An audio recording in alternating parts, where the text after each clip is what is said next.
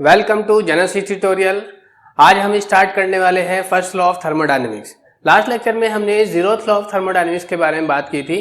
तो स्टार्ट करने से पहले मैं आपको रिमाइंड कराना चाहता हूं कि अगर आपने अभी तक हमारे YouTube चैनल को सब्सक्राइब नहीं किया है तो please subscribe it and press bell icon ताकि आपको आने वाली सभी वीडियोस के अपडेट मिलते रहे। Let's start.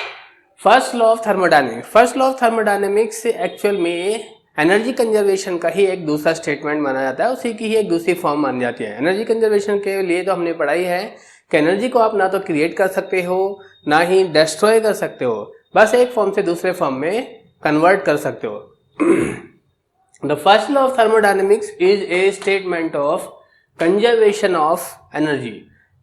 In thermodynamics the total energy of the system, किसी भी सिस्टम की जो टोटल एनर्जी होती है वो उस सिस्टम में जो मॉलिक्यूल्स अवेलेबल होते हैं उनकी टोटल काइनेटिक एनर्जी और उनकी टोटल पोटेंशियल एनर्जी, इन दोनों का सम होती है। इंटरनल एनर्जी को हम यू से रिप्रेजेंट करते हैं। तो in thermodynamics the total energy of a system is called its internal energy U, ठीक है।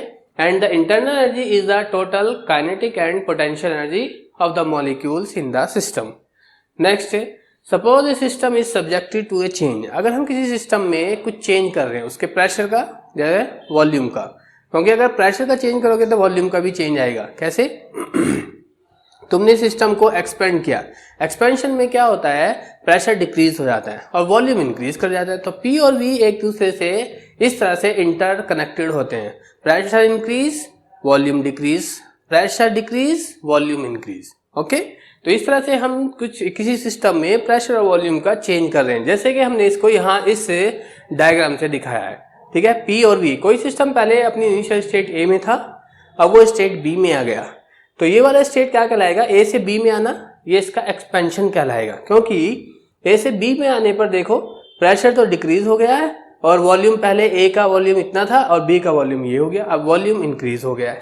तो इस तरह से इस साइड जाने पर वॉल्यूम इंक्रीज हो रहा है और इधर ऊपर जाने पर वॉल्यूम इंक्रीज और नीचे आने पर वॉल्यूम डिक्रीज। तो ए से बी तक आने पर प्रेशर डिक्रीज हुआ है और वॉल्यूम इंक्रीज हुआ है। तो ये केस तो हमारा एक्सपेंशन का केस कहलाता है। इसी में अगर आप बी टू ए का केस लेंगे, बी टू ए वाले केस में क्या होगा, प्रेशर इंक्रीज हो जाएगा और वॉल्यूम डिक्रीज हो जाएगा। बी टू ए का केस हमारा कंप्रेशन का केस कहलाएगा, ठीक है। अब आते हैं हम इसमें, अगर हम किसी सिस्टम में होने वाले प्रेशर वॉल्यूम चेंज को, दो से इसकी स्टेट थी ए एंड बी, ए और फाइनल स्टेट को हम बी से रिप्रेजेंट कर रहे हैं। ए की इंटरनल एनर्जी को हम यूए से और बी की इंटरनल एनर्जी को हम यूबी से रिप्रेजेंट कर रहे हैं, ठीक है। तो चेंज इन इंटरनल एनर्जी क्या आएगा, UB minus UA, final state minus final state की internal energy minus initial state का इंटरनल एनर्जी। क्योंकि हमने पढ़ा था पीछे जब हम स्टेट फंक्शन वाले जो वीडियो देखा था आपने, थर्मोडायनेमिक्स नंबर 2, जिसमें हमने some basic terms used in thermodynamics के बारे में डिस्कस किया था, ठीक है। उसमें हमने कहा था कि most of the thermodynamics functions हमारे स्टेट फंक्शंस होते हैं जिनकी वैल्यूज हमारी इनिशियल एंड फाइनल स्टेट पर ही डिपेंड करती है। कौन सा पाथ आपने फॉलो किया है ये इस पर डिपेंड नहीं करती है।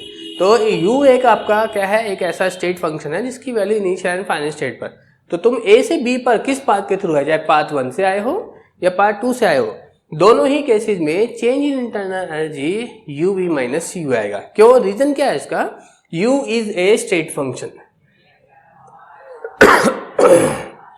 And it's value does not depend on path. अब आते हैं हम कोई सिस्टम से, हमारा सपोज करो कि ये सिलेंडर है, इसके अंदर आपने कोई गैस भरा हुआ है।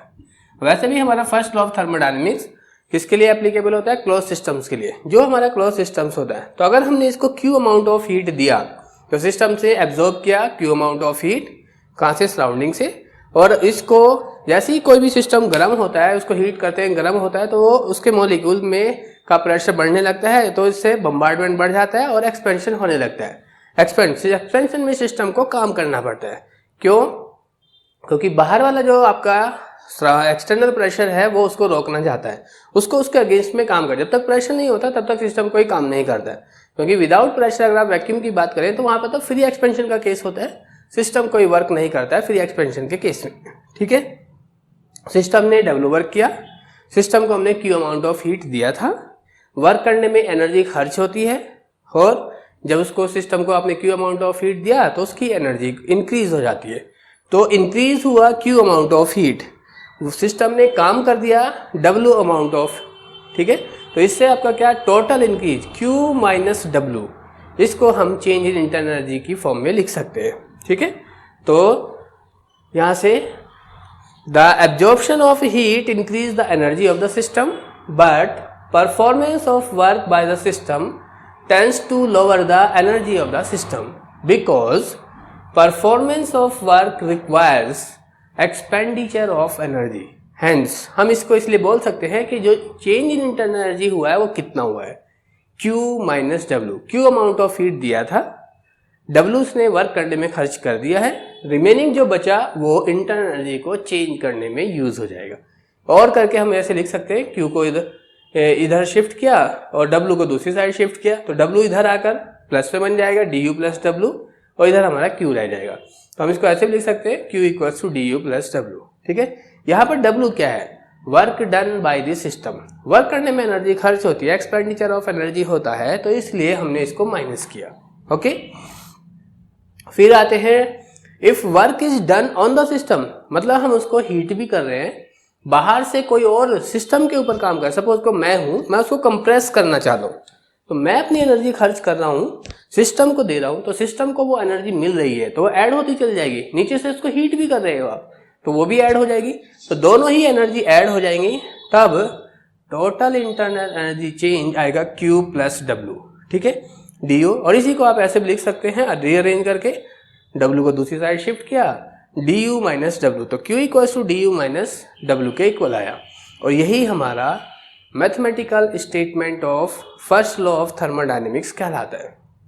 तो फिर हमने ऊपर वाले को क्यों नहीं बोला, ये हम जाते हैं इसको यूज करने का क्या होता है आपका, इसको हम IUPAC रिकमेंडेशन के अकॉर्डिंग चलना पड़ता है हमको।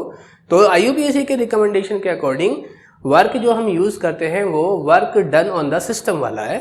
आप इसको आपको डिफरेंट बुक्स में रिकमेंडेशन के बारे में दिया हुआ है, हम जो वर्क यूज करते हैं वो, क्योंकि जो W का जो एक्सप्रेशन आता है एक्चुअल में, जो प्लस या माइनस का जो हम बात कर रहे हैं, एक तरफ हमने माइनस किया, यहाँ पर हमने प्लस किया, ये W के अंदर ही ऑलरेडी इंक्लूडेड होता है, माइनस PdV की फॉर्म में हमारा W होता है, माइनस PdV। तो जो प्लस माइनस आएगा work done by the system में या work done on the system में, वो ऑलरेडी यहीं से आ जाएगा, तो आपको अलग से एक्स्ट्रा प्लस माइनस करने की जरूरत नहीं है। अगर आप ये वाला केस लेते हैं जहां पर तुमने W को प्लस किया है, तो अगर और W का एक्सप्रेशन ये यूज करें तो आपको हमेशा जो एक्सपेरिमेंटल वैल्यूज आएगी और जो कैलकुलेटेड वैल्यूज आएगी वो दोनों आपको सेम मिलने वाला है।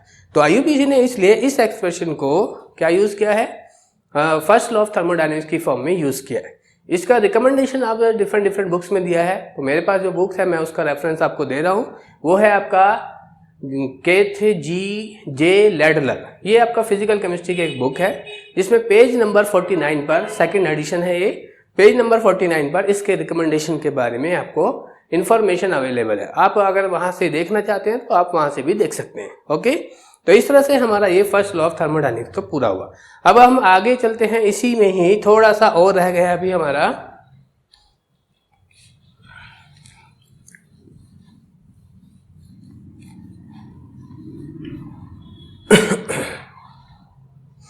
यहां हमने देखा, पीछे भी हमने बात किया था पाथ फंक्शंस में, Q और W दोनों ही हमारे पाथ फंक्शंस होते हैं, ये पाथ पर इनकी वैल्यूज डिपेंड करती है।